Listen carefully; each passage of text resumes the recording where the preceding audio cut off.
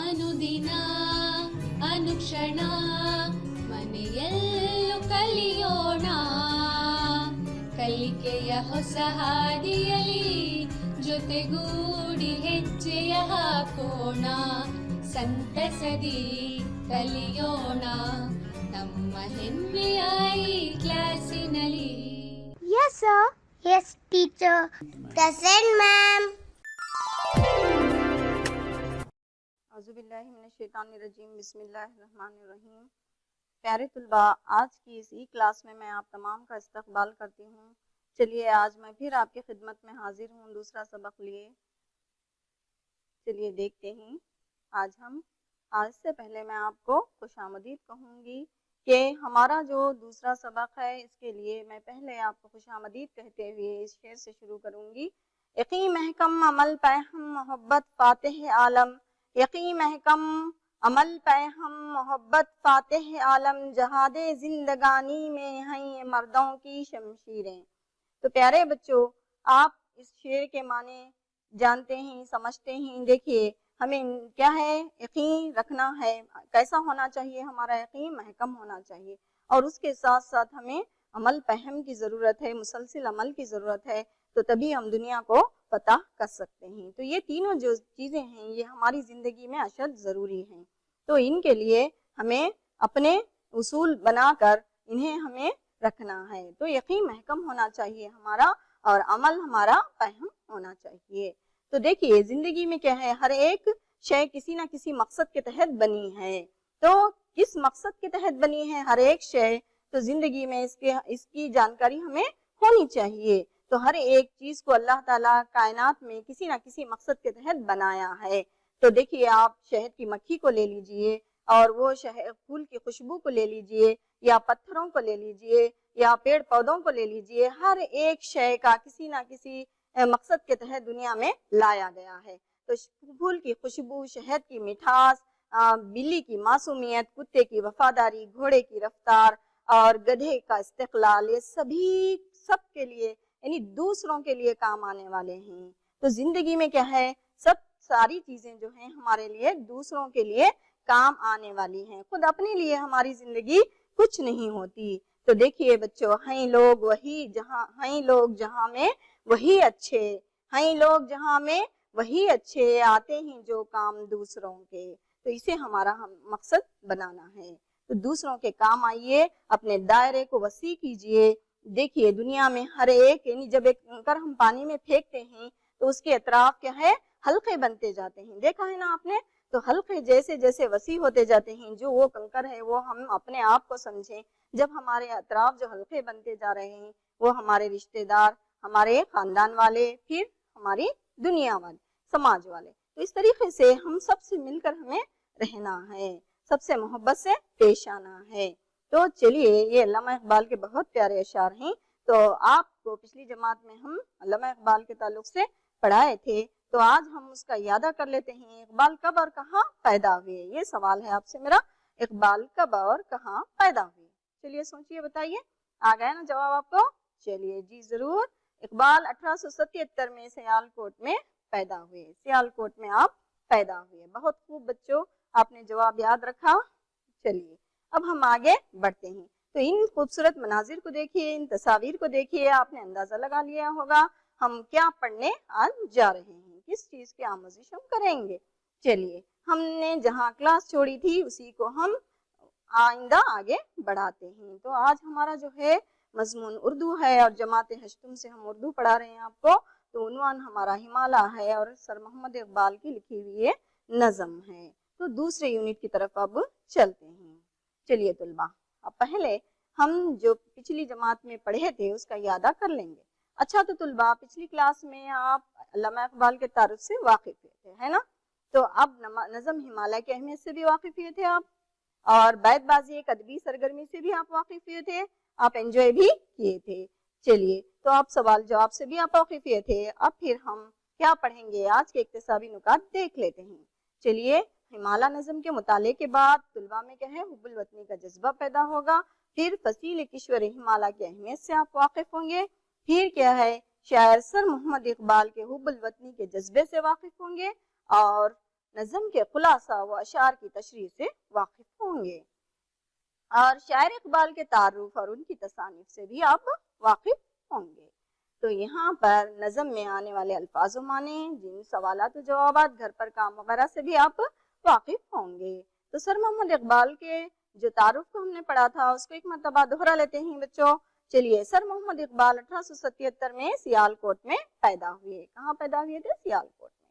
اچھی طریقے سے آپ ذہن نشین کر لیجئے، پھر کبھی بھی آپ نے اس کو نہیں بھولنا ہے۔ ابتدا میں فارسی اور عربی پڑھی اور اس کے بعد اعلیٰ ڈگریاں حاصل کی۔ جرمنی سے فلسفے اور بیرسٹری کے امتحان پاس کیے اور وکالت کو ذریعہ معاش بنایا اور کچھ عرصہ وہ اورینٹل کالج لاہور میں پروفیسر بھی رہے۔ داغ دہلوی سے اصلاح لی اور 1938 میں وفات ہوئی۔ بانگے درا، بال جبریل اور ضرب کلیم آپ کے شعری مجموعے ہیں۔ آپ نے اردو زبان کو نیا اسلوب بخشا۔ تو یہ ہم نے اس کا اعادہ کر لیا۔ چلیے آگے بڑھتے ہیں۔ اس نظم میں شاعر اقبال نے کوہ ہمالیہ کو فصیل کشور ہندوستان قرار دے کر کیا کیا ہے؟ ایک بے مثال نظم لکھی ہے۔ تو اقبال جو ہیں اپنی پہلی جو کتاب تھی ان کی بانگے درا، تو اس کا آغاز ہی ہمالیہ سے انہوں نے کیا ہے۔ دیکھیے کیوں ہمالیہ سے اس کا آغاز کیا ہے؟ کیونکہ پہاڑ کیا ہے؟ عظمت و ہمت اور بلند خیالی کا نشان ہوتا ہے۔ جب بھی ہم پہاڑ کو دیکھتے ہیں تو ہم میں ایک ہمت آ جاتی ہے، ایک طاقت آ جاتی ہے۔ تو اس بلند خیالی کو مد نظر رکھتے ہوئے اقبال نے اس نظم کو لکھا ہے۔ چلیے اب ہم اس کا مطالعہ کر لیتے ہیں۔ دیکھیے اشعار کو ہمیشہ اشعار کی صورت میں پڑھنے پر ہی ہمیں لطف آئے گا۔ چلیے ہمالیہ نظم۔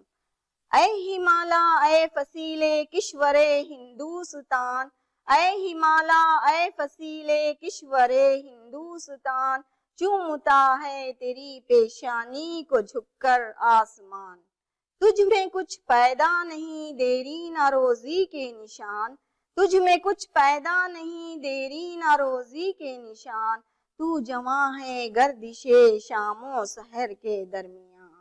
ایک جلوہ تھا کلیم طور سینا کے لیے، ایک جلوہ تھا کلیم طور سینا کے لیے، تو تجلی ہے سراپا چشم بینا کے لیے۔ دیکھیے کتنا پیارا شعر ہے یہ۔ ایک جلوہ تھا کلیم طور سینا کے لیے، تو تجلی ہے سراپا چشم بینا کے لیے۔ تو ایک جلوہ، تو پہلے میں آپ کو پہلے شعر سے ہی بتا دیتی ہوں معنی۔ آپ دیکھیے فصیل کشور کے معنی کیا ہیں؟ فصیل سے مراد کیا ہے؟ ایک قلعے کے اطراف جو بڑی دیوار باندھی جاتی ہے تو اس کو بھی فصیل کہتے ہیں۔ تو دیوار حفاظت کے لیے ہوتی ہے وہ فصیل ہوتی ہے۔ تو یہاں پر کشور کیا ہے؟ ملک ہے۔ تو یہاں ہندوستان کو شاعر کیا قرار دے رہا ہے؟ فصیل کشور قرار دے رہا ہے۔ یعنی قدرتی طور پر ہمالیہ کیا ہے؟ ہماری حفاظت کے لیے، ہمارے ملک کی حفاظت کے لیے، دوسرے ممالک سے ہمارے ملک کی حفاظت کے لیے، دشمنوں سے ہمارے ملک کی حفاظت کے لیے اور قدرتی آفات سے ہمارے ملک کی حفاظت کے لیے اس کو بنایا ہے۔ تو یہ اللہ تعالیٰ کی ایک بہت بڑی دین ہے ہمارے ملک کے لیے کہ ہمالیہ کو اس نے فصیل کی طرح کھڑا کیا ہے، دیوار کی طرح ہمارے ملک کی حفاظت کے لیے کھڑا کیا ہے۔ دیکھیے چومتا ہے تیری پیشانی کو جھک کر آسماں۔ دیکھیے کیا ہے؟ شعر ایک پہاڑ کی جو بلندی ہے، اس کی جو اونچائی ہے، اس کو کس طریقے سے شاعر بیان کر رہا ہے کہ چومتا ہے تیری پیشانی کو جھک کر آسماں، آسماں خود تیری پیشانی کو جھک کر چوم رہا ہے کہ تو اتنا بلند دکھائی دیتا ہے، تیری بلندی اتنی بڑی ہے، تو اس طریقے سے تو اونچا کھڑا ہے کہ ایسے لگتا ہے کہ جیسے آسمان تجھے چوم رہا ہے۔ تجھ میں کچھ پیدا نہیں دیرینہ روزی کے نشان۔ دیکھیے تو جواں ہے گردش شام و سحر کے درمیان۔ تو پہاڑ تو اتنے صدیوں سے کھڑا ہے، اتنی صدیوں سے کھڑا ہے کہ تیری عمر کا اندازہ بھی نہیں لگا سکتے ہم۔ تو اتنا سالوں سے رہنے کے بعد، اتنے زمانے سے رہنے کے بعد تو آج بھی کیا ہے؟ جواں ہے۔ شام و سحر کے جو گردشیں ہیں، دن رات جو بدل رہے ہیں، ان گردشوں کے درمیان بھی تو آج بھی کس طریقے سے کھڑا ہے؟ ایک جوان کی حیثیت سے کھڑا ہے۔ نہیں تو ابھی تک جوان ہے، تو کبھی بوڑھا نہیں ہوا۔ تیری اتنے سالوں کی عمر کے بعد، اتنے صدیوں کے بعد بھی تو آج بھی جوان لگتا ہے۔ ایک جلوہ تھا کلیم طور سینا کے لیے، تو تجلی ہے سراپا چشم بینا کے لیے۔ دیکھیے جلوہ، تو یہاں پر یہ شعر جو ہے تلمیح کی طرف، تلمیح ہے اس میں، تو شاعر جو ہے تلمیح بتا رہا ہے. یہاں پر تلمیح کیا ہے میں اس کو آپ کو ڈیٹیل میں سمجھاؤں گی, انشاءاللہ تفصیلاً سمجھاؤں گی. تو یہ ایک جلوہ تھا کلیم طور سینا کے لیے. ایک یہاں پر کلیم کس سے مراد ہے؟ کلیم اللہ. تو موسیٰ کلیم اللہ کی طرف, تو یہاں پر طور سینا جو ہے پہاڑ ہے, کوہ طور ہے. تو کلیم ایک جلوہ تھا کلیم طور سینا کے لیے. موسیٰ علیہ السلام جب مدین میں جاتے تھے تو اس وقت کیا ہے وہاں پر آپ اللہ تعالیٰ کی آپ کو ندا آئی کہ اے موسیٰ تو کوہ طور پہ آ جا, میں تجھ سے بات کروں گا. تو یہاں پر دیکھیے کوہ طور پر جب موسیٰ علیہ السلام جب موسیٰ علیہ السلام اس وقت مدین میں تھے تو شام ہو گئی تھی. اس وقت یہ واقعہ آپ جانتے ہیں. تو وہاں پر آپ آگ کی تلاش میں نکلے تو وہاں دیکھا کہ ایک درخت کے پاس کچھ روشنی نظر آ رہی ہے, تو آپ اس کی طرف چلنے لگے. تو جیسے جیسے آپ اس روشنی کی طرف بڑھتے جاتے تھے وہ روشنی آپ سے دور جاتی تھی. تو اس طریقے سے جب آپ جاتے جاتے اس کے پیچھا کرنے لگے تو وہاں پر پھر ایک ندا آئی, آواز آئی. تو آواز کیا تھی؟ اللہ رب العزت کی آواز تھی کہ اے موسیٰ میں تیرا رب ہوں, میں تجھ سے بات کر رہا ہوں. دیکھیے کس طریقے سے اللہ رب العزت نے موسیٰ علیہ السلام کو کلام کیا, اس لیے موسیٰ علیہ السلام کو کلیم اللہ کہا گیا. تو اس طریقے سے ہر ایک پیغمبر کا ایک ایک خطاب ہے بچوں, لقب ہے بچوں. تو یہاں پر ہر ایک کے لیے یہ چیز ملتی ہے ہمیں. تو ہر ایک پیغمبر کے لیے ایک ایک لقب یہاں پر ہے. دیکھیے جس طریقے سے آدم صفی اللہ, نوح نجی اللہ, ابراہیم خلیل اللہ, موسیٰ کلیم اللہ, عیسیٰ روح اللہ, اس طریقے سے اسماعیل ذبیح اللہ, ابراہیم علیہ السلام کا بھی لقب ہے ابراہیم خلیل اللہ, تو اللہ تعالیٰ کے خلیل تھے. اس طریقے سے سارے پیغمبروں کے لقب ہیں. تو یہاں پر کلیم اللہ کا جو لقب تھا تو اللہ تعالیٰ نے آپ سے کلام کیا تھا. تو موسیٰ جب کلیم طور سینا پر آئے تو اس وقت آپ کو ندا ملی. تو یہ جو جلوہ تھا طور سینا پر, تو یہ جلوہ کیا تھا موسیٰ علیہ السلام کے لیے؟ یہ اللہ رب العزت کا جو جلوہ ہے. تو یہاں پر اس واقعے کی طرف یہاں پر اشارہ کرتے ہوئے شاعر نے ہمالا میں یہ کہا ہے کہ تو تجلی ہے سراپا چشم بینا کے لیے. تو دیکھنے والی جو آنکھ ہے اس آنکھ کے لیے تو کیا ہے؟ اللہ تعالیٰ کا جلوہ ہے. تجھ میں اللہ تعالیٰ کے جلوے پوشیدہ ہیں. دیکھیے تو یہاں پر رب العزت کے ہر شے میں ہمیں جلوہ نظر آتا ہے, ہر شے میں ہمیں اللہ تعالیٰ کا مظہر نظر آتا ہے, ہر شے میں ہمیں اللہ تعالیٰ کا جلوہ, خوبصورتی, ہر خوبصورت چیز کو دیکھ کر ہم اللہ رب العزت کو یاد کرتے ہیں, ہے نا. تو یہ اسی شعر میں یہاں پر اس کی طرف اشارہ کیا گیا ہے. چلیے ہم دوسرا بند پڑھ لیتے ہیں.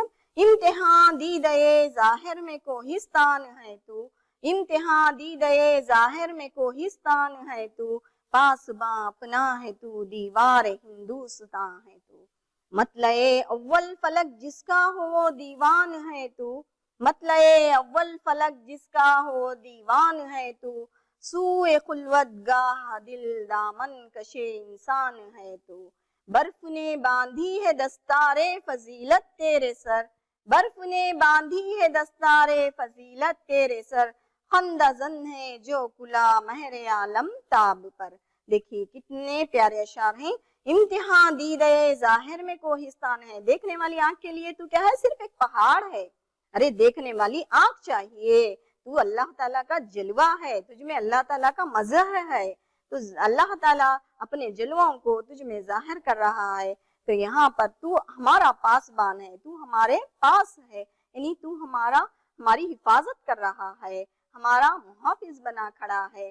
تو دیوار ہندوستان قرار دیا ہے پہاڑ کو, ہمالا پہاڑ کو شاعر نے دیوار ہندوستان کہا ہے. کیا کہا ہے؟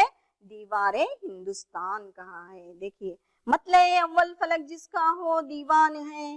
دیکھیے یہاں پر مطلع اول, تو مطلع آپ جانتے ہیں نا, غزل کے پہلے شعر کو کیا کہتے ہیں؟ مطلع کہتے ہیں. تو مطلع اول فلک سے مراد آسمان, جس کا ہو وہ دیوان ہے تو. دیوان شاعر کے جو کلام ہوتا ہے اس کتاب کو ہم کیا کہتے ہیں؟ دیوان کہتے ہیں.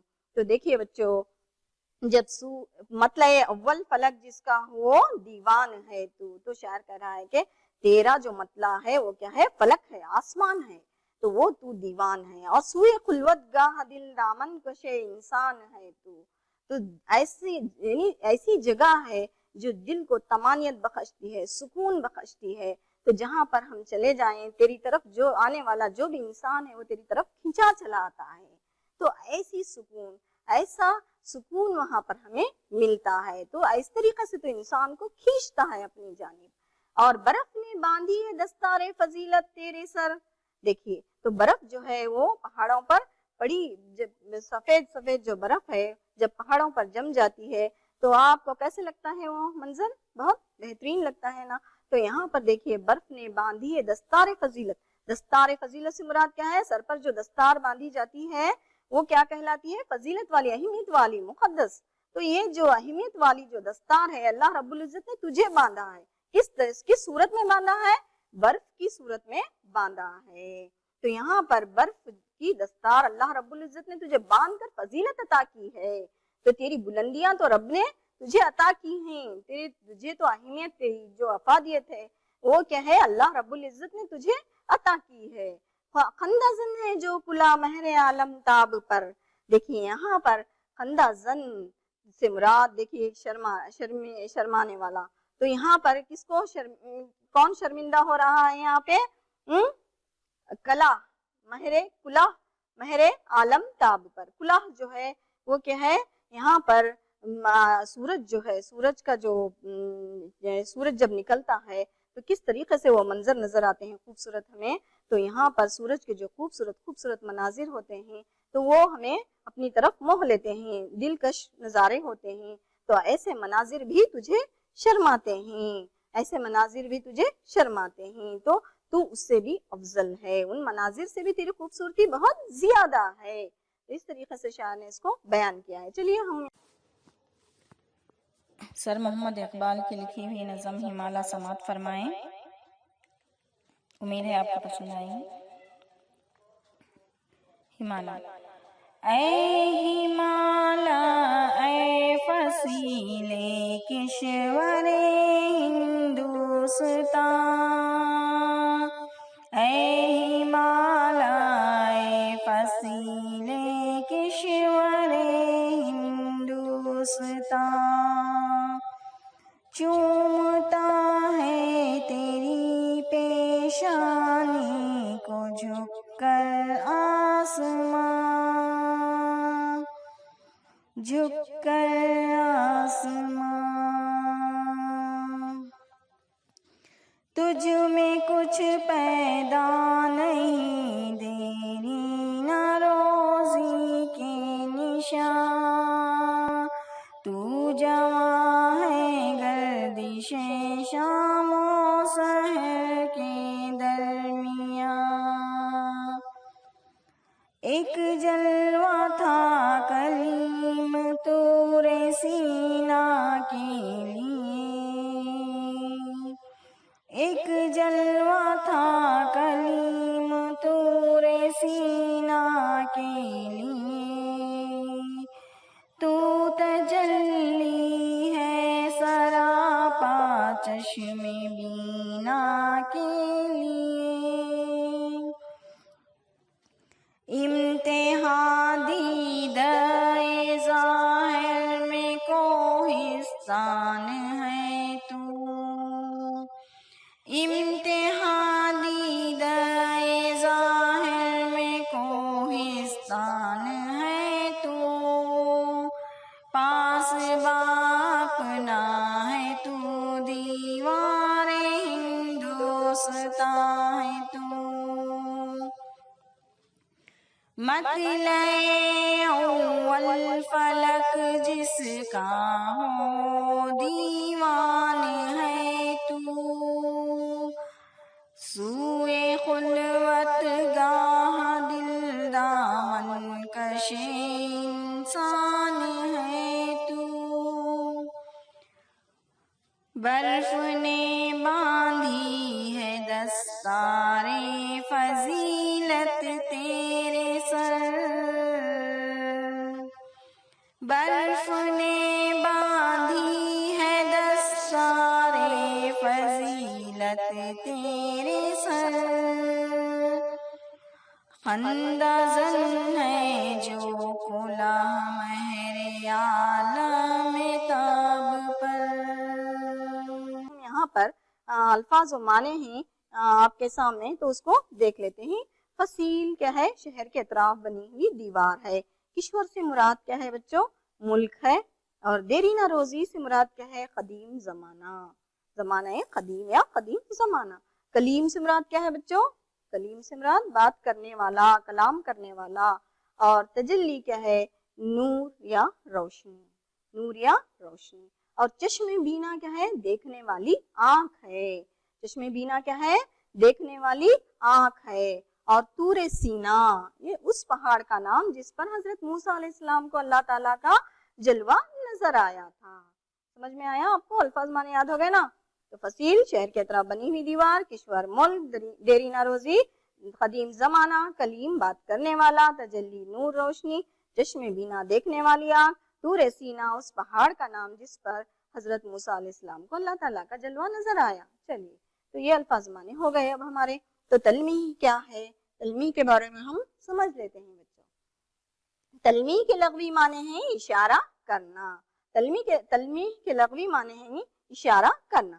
تو شعری اصطلاح میں تلمیح سے مراد کے ایک لفظ یا مجموعہ الفاظ کے ذریعے کسی تاریخی، سیاسی، اخلاقی یا مذہبی واقعے کی طرف اشارہ کیا جائے۔ دیکھیے تو یہاں پر صرف مذہبی نہیں بلکہ تاریخی واقعہ بھی ہو سکتا، سیاسی واقعہ بھی ہو سکتا، اخلاقی واقعہ بھی ہو سکتا ہے۔ تو تلمیح کے استعمال سے کیا ہے؟ شعر کے معنوں میں وسعت اور حسن پیدا ہوتا ہے۔ کیا پیدا ہوتا ہے؟ وسعت اور حسن۔ تو شاعر چند الفاظ کے ذریعے شعر کہہ دیتا ہے، مگر اس میں جو جتنی وسعت ہوتی ہے کہ ہم اس کو ایک پورے واقعے کو اس میں سما سکتے ہیں، جیسے کہ کوزے کو سمندر کو کوزے میں سمانا، سمندر کو کوزے میں سمانا۔ دیکھیے مطالعہ شعر کے بعد پورا واقعہ، یعنی مطالعہ شعر کے بعد جب کوئی قاری اس کو پڑھتا ہے، مطالعہ اس کا کرتا ہے شعر کا، تو جب اس کو کیا ہے اس کے قاری کے ذہن میں کیا ہے ایک واقعہ تازہ ہو جاتا ہے، تو پورا واقعہ اس کے ذہن میں تازہ ہو جاتا ہے، تو اسی کو ہم تلمیح کہیں گے بچوں۔ چلیے اب تلمیح کی مثالیں بھی دیکھ لیتے ہیں۔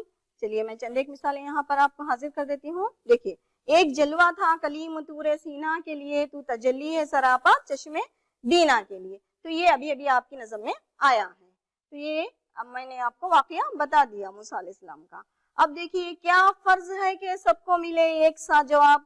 کیا فرض ہے کہ سب کو ملے ایک سا جواب؟ آؤ نہ ہم بھی سیر کریں کوہ طور کی۔ دیکھیے غالب کا انداز الگ ہے، تو غالب نے اپنے انداز میں کہا ہے کہ ہمیں بھی ایسا جواب کیسا دیکھیں گے، ہم بھی کوہ طور کی سیر کر کے دیکھیں گے کہ ہمیں کیا جواب ملتا ہے۔ تو یہ ہر ایک کا انداز الگ الگ ہوتا ہے۔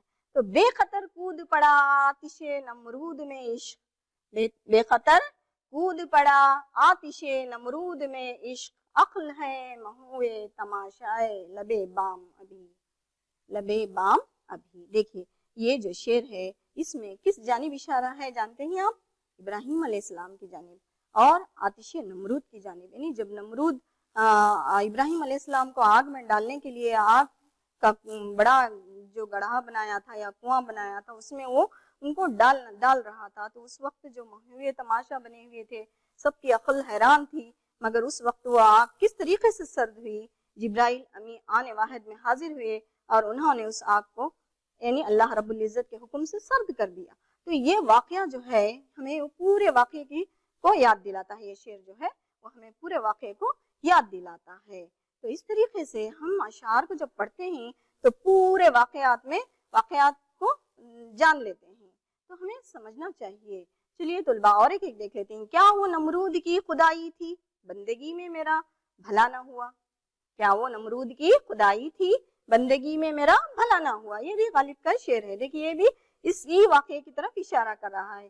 نمرود کی جو خدائی تھی، یعنی نمرود نے جب اس میں کیا ہے نمرود کی جو خدائی کا دعویٰ تھا نمرود کا، تو اس نے جو خدائی کا دعویٰ کیا تھا اس کی جانب یہ بھی اشارہ ہے، بندگی میں میرا بھلا نہ ہوا۔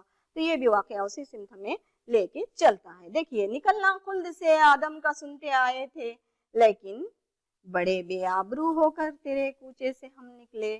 دیکھیے یہ بھی ہے غالب کا انداز ہے، غالب کا انداز بیان۔ دیکھیے اس شعر میں اس واقعے کی طرف اشارہ ہے بچوں، یاد آ گیا نا آپ کو؟ جی بالکل، اس شعر میں آدم علیہ السلام کی جانب اشارہ ہے۔ تو آدم علیہ السلام کو جب آسمان سے زمین پر اتارا گیا تھا، بھیجا گیا تھا ان کی ایک لغزش کے عوض میں، تو وہ زمین پر آئے تھے، تو اس کے لیے نکلنا خلد سے آدم کا سنتے آئے تھے، لیکن بڑے بے آبرو ہو کر تیرے کوچے سے ہم نکلے.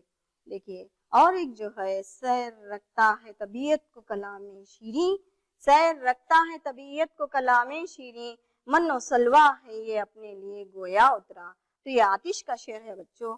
تو یہاں پر یہ کہتے ہیں کہ دیکھو شیریں جو کلامی ہے، کہتے ہیں نا، تو جب ہماری زبان شیریں ہوتی ہے تو شیریں جو کلام ہوتا ہے تو ہمارا وہ کلام کیا ہے، ہم شیریں کلامی سے ہم ملک کو فتح کر سکتے ہیں. مطلب کیا ہے، سب کا دل جیت سکتے ہیں. تو زبان شیریں تو ملک گیریں، تو سنا ہے نا آپ نے. تو یہاں پر شاعر کیا کہہ رہا ہے، شیریں کلامی ہونی چاہیے. جو شیریں کلامی ہوتی ہے وہ طبیعت کو ہماری سیر کرتی ہے. تو من و سلوا کی طرف اس واقعے میں اشارہ ہے.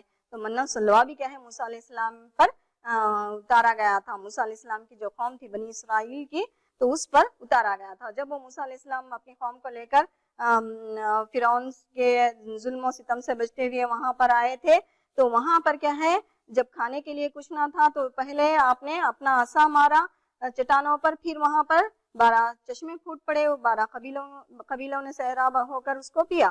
پھر اس کے بعد کیا ہے، انہوں نے کھانے کی فرمائش کی موسیٰ علیہ السلام سے. جب علیہ السلام نے اللہ رب العزت سے دعا کی تو وہاں پر اللہ رب العزت نے ان کے لیے من و سلوا بھجوا دیا. تو من سے، من کیا ہے دیکھو بچوں، شیریں. جب وہ من یعنی اوسوں کی مانی، شبنم کی مانی لو پتوں پر گر گیا، تو وہ جو تھا شیریں تھا، اس کا جو ذائقہ تھا شیریں تھا. سلوا کا ذائقہ کیا ہے، وہ نمکین تھا. دیکھ کس طریقے سے اللہ رب العزت نے انہیں من و سلوا اتارا. پھر بھی وہ قوم کیا رہی، نافرمان رہی. تو یہاں پر اس طرف اشارہ، اس کی طرف اشارہ کیا گیا ہے. چلیے بچوں، اس میں اس شعر میں کون سی تلميح ہے بتائیے. ایک جلوہ تھا کلیم طور سینا کے لیے، تو تجلی ہے سراپا چشمے بینا کے لیے. اب تو آپ کو اچھی طرح یاد رہے گا، ہے نا، تو ذہن نشین ہو گیا نا. تو اس شعر میں شاعر نے اس واقعے کی طرف اشارہ کیا ہے جو موسیٰ نے کوہ طور سینا پر خدا کا جلوہ دیکھا تھا. تو جب موسیٰ علیہ السلام نے کوہ طور پر جب خدا کا جلوہ دیکھا تھا، تو اس واقعے کی طرف اس میں اشارہ کیا گیا ہے. یہ لکھنا ہے آپ کو بس. چلیے ہم کا خلاصہ دیکھ لیتے ہیں. علامہ اقبال کوہ ہمالیہ سے مخاطب ہو کر کہتے ہیں، اے ہمالیہ تو ہندوستان کے لیے فصیل یعنی دیوار کا کام دیتا ہے. تو صدیوں سے ملک کا محافظ بنا کھڑا ہے. تو اس قدر بلند ہے کہ آسمان خود تیری چوٹی کو چومتا ہے. تیری تخلیق تو بہت پہلے ہوئی تھی، لیکن تو آج بھی جواں ہے. تیرے حسن میں کسی طرح کی کمی نہیں آئی. تو موسیٰ نے طور سینا پر خدا کی تجلی دیکھی تھی، لیکن ہمالیہ تیرا وجود سب کے لیے خدا کی تجلی کی شہادت دے رہا ہے. تو دوسرا بند دیکھ لیجئے. شاعر نے ہمالیہ نظم کے دوسرے بند میں یوں کہا ہے کہ ظاہر میں تو صرف پہاڑ نظر آتا ہے، تو ہمارے ملک ہندوستان کی حفاظت کے لیے دیوار بن کے کھڑا ہے. تو میرے پیارے وطن کا محافظ و نگہبان ہے. اے ہمالیہ تیری عظمت کا کیا کہنے، تو آسمان کا ایک اٹوٹ حصہ دکھائی دیتا ہے. خدا نے تیرے سر پر برف کی دستار فضیلت باندھی ہے، جسے دیکھ کر آسمان بھی شرماتا ہے. چلیے سوالات لے لیجئے بچوں. ہمالیہ کو کون چومتا ہے؟ آپشن اے برف، کالی گھٹائیں، زمین، آسمان. چلیے بتائیے. بالکل صحیح جواب آپ کا. دیکھ لیتے ہیں آسمان. حاصل دیکھ لیتے ہیں. ہمالیہ نظم کے مطالعے کے بعد طلباء فصیل کشور ہمالیہ کی اہمیت سے واقف ہوئے اور شاعر سر محمد اقبال کے حب الوطنی کے جذبے سے واقف ہوئے اور نظم کے اشعار اور ان کی تشریح و خلاصے سے واقف ہوئے اور شاعر اقبال کے تعارف اور ان کی تصانیف سے بھی آپ واقف ہو چکے ہیں اور نظم میں آنے والے الفاظ و معنی، سوالات و جوابات، گھر پر کام وغیرہ سے بھی آپ واقف ہوئے. چلیے اب ہم آپ کو گھر پر کام دے دیتے ہیں. عملی کام جو ہے، علامہ اقبال کی بہترین نظموں کو آپ اکٹھا کیجئے اور اپنی بیاضوں میں لکھیے اور دیکھیے بہترین اشعار کو جمع کیجئے. طلباء علامہ اقبال کے تعارف کو بھی آپ نے یاد کرنا ہے اور تعارف کو یاد کرتے ہوئے اس کو بھی لکھنے کی کوشش کیجئے اور علامہ اقبال کے جتنے اشعار ہیں بہترین ان اشعار کو لکھیے، ان کی تشریح کیجئے اور ان کے ترجمہ کیجئے اور ان میں جو مشکل الفاظ آ رہے ہیں ان مشکل الفاظ کو اپنے ان لغت کی مدد سے ان کو ڈھونڈ کر لکھیے اور اس کو جمع کیجیے. تو اس سے کیا ہے دیکھیے طلباء آپ کے جو معلومات ہیں اس میں اضافہ ہوگا اور معلومات میں اضافے کی وجہ سے آپ کے ذخیرہ الفاظ بھی بڑھیں گے. تو جب آپ کے ذخیرہ الفاظ بڑھیں گے طلباء تو آپ کو بے انتہا معلومات بے حساب معلومات ہوں گے. جب معلومات ہوتے ہیں دیکھو معلومات کیا ہے انسان کے لیے خزانہ ہے تو ایک ہتھیار ہے. تو جب ایک معلومات کا خزانہ آپ کے پاس جم جائے گا تو وہ معلومات ہی آپ کے لیے کیا ثابت ہو سکتے ہیں ہتھیار ثابت ہو سکتے ہیں. تو آپ جہاں کہیں بھی ہوں گے تو اپنی زبان کے ذریعے سب کو متاثر کر سکیں گے ہے نا. تو چلیے آج بچے ہم لوگ اس سبق سے واقف ہوئے تو ہم پھر آپ سے ملیں گے انشاءاللہ مگر اس سے پہلے میں آپ کو ایک میسیج دینا چاہوں گی. تو چلیے آپ کیا میسیج لیں گے یہاں پر دیکھیے طلباء جب بھی ہم علامہ اقبال کا کوئی شعر پڑھ رہے ہیں تو اس میں جو چیز یعنی جو چیز پوشیدہ ہے معلومات کا جو خزانہ پوشیدہ ہے اس کو پڑھنے کی کوشش کیجیے اس کو سمجھنے کی کوشش اس کو جاننے کی کوشش کیجیے. تو دیکھیے فلسفے میں کیا ہے علامہ اقبال کا تو جتنے فلسفے آپ پڑھیں گے یعنی علامہ اقبال کے اشعار کو جب پڑھتے پڑھتے جائیں گے آپ تو بے انتہا آپ کو معلومات ہوں گے وہاں پر. تو اس طریقے سے آپ ہر ایک شعر کو پڑھتے ہوئے اس کے جب معنی معلوم کریں گے تو دیکھیے جیسے کہ فلسفے ہر علامہ اقبال کے ہر ایک شعر میں کیا ہے عمل کی دعوت ہے. تو جب ہم پڑھتے ہیں تو اس میں ہمیں محبت کا پیغام بھی ملتا ہے. تو اس طریقے سے جب بھی ہم پڑھیں گے حیات مقصد حیات کا پیغام بھی ملتا ہے. تو مقصد حیات انسان کے پاس ہونا چاہیے. بے مقصد زندگی تو کوئی بھی کیڑے مکوڑے بھی گزار لیتے ہیں. تو مقصد کے ساتھ زندگی گزارنا ہے. تو جب ہمارے پاس مقصد ہوگا مقصد حیات ہوگا تو اس مقصد کو لے کر اگر ہم چلیں گے تو دیکھیے طلباء ہم زندگی میں کامیاب رہیں گے. تو جب ارادہ نہیں ہوتا انسان کے پاس تو وہ ہار جاتا ہے. تو ارادہ ہمارے پاس ہونا ضروری ہے. تو ارادہ ہمارے لیے بہت ضروری ہے. چلیے انشاءاللہ ہم پھر ملیں گے. آپ کا ارادوں کے ساتھ رہیے. اللہ حافظ. ಅನುದಿನ ಅನುಕ್ಷಣ ಮನೆಯಲ್ಲೂ ಕಲಿಯೋಣ ಕಲಿಕೆಯ ಹೊಸ ಹಾದಿಯಲಿ ಜೊತೆಗೂಡಿ ಹೆಜ್ಜೆಯ ಹಾಕೋಣ ಸಂತಸದಿ ಕಲಿಯೋಣ ನಮ್ಮ ಹೆಮ್ಮೆಯ ಈ ಕ್ಲಾಸಿನಲ್ಲಿ. Yes, sir. Yes, teacher. Present, ma'am.